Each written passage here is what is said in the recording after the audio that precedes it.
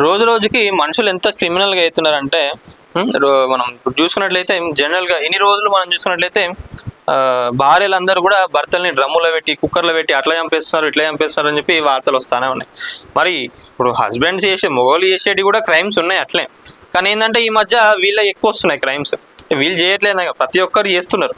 So ఇప్పుడు దానికి సంబంధించి ఇంకొకటి కూడా జరిగింది. ఏంటంటే రోటీ పిండిలో మొత్తం విషం కలిపి భర్తను ఒక్కరినే కాదు ఫ్యామిలీ మొత్తాన్ని లేపేయాలని చెప్పి ప్లాన్ వేసిందంట. మరి ఇక్కడ మనం చూసుకున్నట్లయితే భర్తకును భార్యకు గొడవలో లేదా ఇష్టం లేని పెళ్లి చేయడమో లేదా ఇంకొకరితో ఏదో ఎఫ్ఐఆర్ ఉండడమో కాదు, ఇట్లాంటి ముచ్చట ఏది లేదు.